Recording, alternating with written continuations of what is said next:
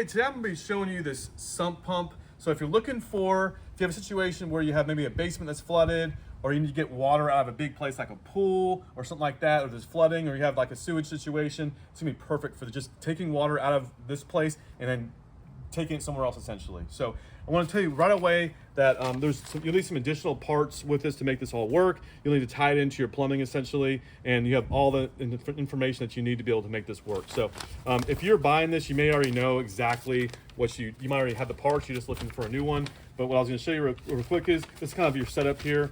So like I said, if you're new to all this, the instructions will be really helpful. If you already have this, you probably already have all the parts that you need to make this work. So I'm gonna show you this in a second, my pool, just to demo this to you. But there's a couple things here. You have these two cords here. This cord essentially goes in first, okay, like this, and then this ties into it. This part here this part's gonna float. Whenever the water's below this, it's gonna shut off automatically. This is what this is for. It's gonna float. And then I'll show you in a second, like what happens when you raise this up. You're gonna plug this into a GFCI first, and you're gonna put this part in right here. So I'm gonna go ahead and demonstrate this. I'm gonna plug this over here by my pool, and we'll see this thing in action. I was giving this return for review. Glad to have this.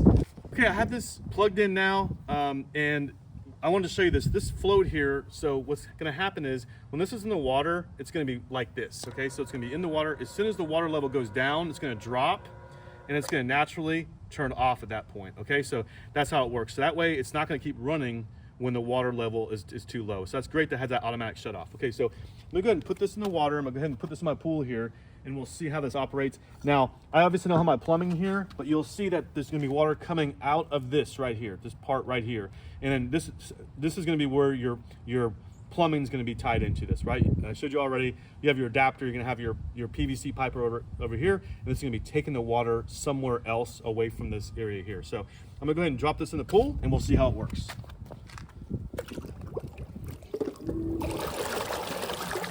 You can see how it's pumping out a lot of water right now.